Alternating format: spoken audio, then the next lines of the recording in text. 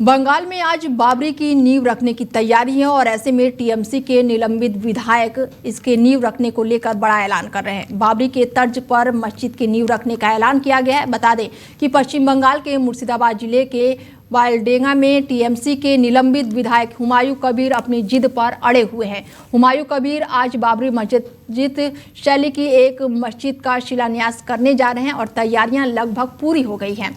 मस्जिद के शिलान्यास के लिए सऊदी अरब से मौलवियों को बुलाया गया है। समारोह में आने वाले लोगों के लिए बिरयानी का भी इंतजाम किया गया है और मस्जिद के शिलान्यास को रोकने के लिए कुछ लोगों ने अदालत का रुख किया था, लेकिन कोलकाता हाई कोर्ट ने प्रस्तावित मस्जिद के निर्माण में हस्तक्षेप करने से इनकार कर दिया है। हालांकि भारतीय जनता पार्टी के नेता अर्जुन सिंह ने हुमायूं कबीर को चेतावनी दी है कि अगर वो बाबरी मस्जिद की तर्ज पर प्रस्तावित मस्जिद की आधारशिला रखने की अपनी योजना पर आगे बढ़े तो वो उन्हें बाबर के पास भेज देंगे। ऐसे में पश्चिम बंगाल की सरकार ने इलाके में अतिरिक्त सुरक्षा बलों की तैनाती के साथ सुरक्षा और भी ज्यादा कड़ी कर दी है। राज्यपाल सीपी आनंद बोस ने लोगों से शांति बनाए रखने और भड़काऊ बयानों और अफवाहों से प्रभावित न होने की अपील की है। ऐसे में हिंदूवादी नेता सूरज जी हमारे साथ जुड़ चुके हैं और उनसे जानते हैं कि अब बाबरी मस्जिद के तर्ज पर पश्चिम बंगाल में नींव रखी जा रही है, इसको लेकर ऐलान भी हुआ है, तो किस तरीके से देखते हैं आप सूरज जी? जी, मैं इसको तृणमूल कांग्रेस के तुष्टीकरण की राजनीति के हिसाब से मैं देख रहा हूँ। जिस प्रकार से लगातार बंगाल में एक इस्लामिक शक्ति जो है वो यहाँ पर हिंदुओं का नरसंहार करना चाहती है और मुर्शिदाबाद में आपने देखा होगा कि इसके पहले भी कुछ समय पहले ही वहां पर हरगोविंद दास और चंदन दास को जिस प्रकार से घर के बाहर निकाल कर काट कर फेंक दिया गया, मार दिया गया। हिंदुओं को आज भी बीएसएफ वहां पर अपॉइंट है और बीएसएफ की निगरानी में हिंदुओं को रहना पड़ रहा है मुर्शिदाबाद में। ऐसे में वहां पर बाबरी मस्जिद बनाने की अनुमति देना और प्रशासन अपने संरक्षण में वहां पर पूरा का पूरा काम देख रही है।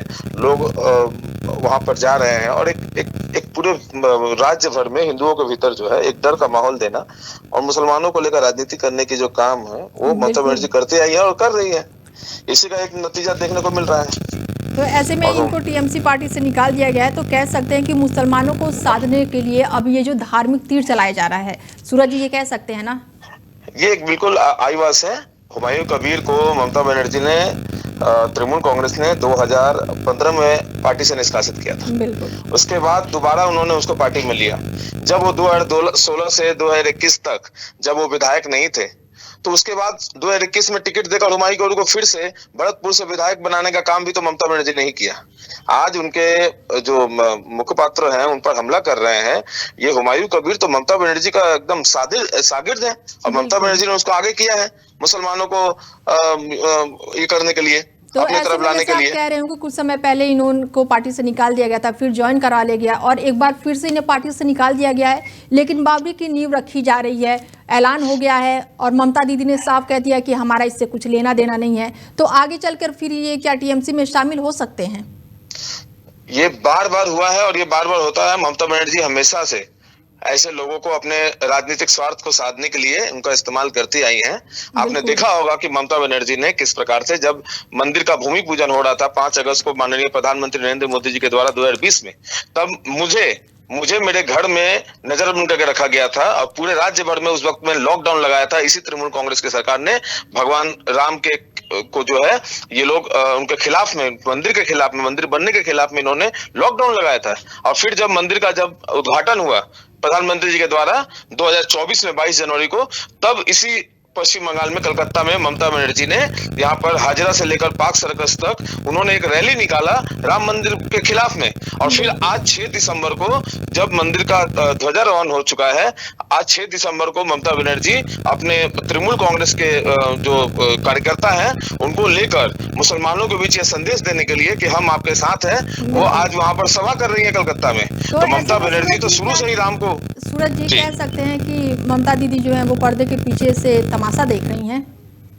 बिल्कुल तमाशा देख रही हैं और उनको वो अपने मुसलमान वोट है उसको साधने का हमेशा प्रयास करती रही है। और हमेशा से वो कहते हैं कि राम जो है बाहर के हैं, राम बाहर है। मैं आज उनसे पूछना चाहता हूं कि बाबरी कौन है? आज हुमायूं कबीर से मैं सवाल पूछना चाहता हूं कि बाबर ने बाबरी की याद में मस्जिद बनाई थी और बाबरी कौन है? अगर बाबरनामा में अगर जाएंगे तो आपको मालूम चल जाएगा। कि बाबरी कौन था और किसकी याद में बाबर ने बनाया था। आज हुमायूं किसकी याद में बना रहे हैं, हुमायूं कबीर किसकी याद में ये मस्जिद बना रहे हैं, मैं जानना चाहता हूँ। वो तो उत्तर प्रदेश में बना था मस्जिद। आज यहाँ पर बंगाल में ये मस्जिद बनाकर क्या साबित करना चाहते हैं। बाबर तो हिंदुओं के खिलाफ में हिंदुओं पर अत्याचार करता था, तो क्या उस अत्याचार की नींव इसी पश्चिम बंगाल में फिर से क्या डाली जा रही है? क्या मुर्शिदाबाद को क्या ये केंद्र बिंदु बनाया जा रहा है? क्या फिर से यहाँ पर मुगलों का शासन आने वाला है? क्या फिर से हिंदुओं को जजिया देना होगा, हिंदुओं का नरसंहार होगा और हिंदुओं का पलायन होगा? क्या यही संदेश देना चाहते हैं तृणमूल कांग्रेस, ममता बनर्जी और हुमायूं कबीर? चलिए सूरज जी, समय का थोड़ा सा अभाव है, बाकी जुड़ने के लिए शुक्रिया आपका। बता दें कि टीएमसी से निलंबित विधायक जो हैं हुमायूं कबीर ने बाबरी की तर्ज पर मस्जिद की नींव रखने का बड़ा ऐलान कर दिया और ऐसे में पश्चिम बंगाल में जो है वो सुरक्षा के कड़े इंतजाम भी किए गए हैं। अब बाबरी मस्जिद को लेकर लगातार राजनीति तेज होती जा रही है। ऐसे में बीजेपी जो है वो भी लगातार बयानबाजियां करती हुई नजर आ रही है। बीजेपी पार्टी के नेता अर्जुन सिंह ने हुमायूं कबीर को चेतावनी दी है कि अगर वो बाबरी मस्जिद की तर्ज पर प्रस्तावित मस्जिद की आधारशिला रखने की अपनी योजना पर आगे बढ़े तो वो उन्हें बाबर के पास भेज देंगे।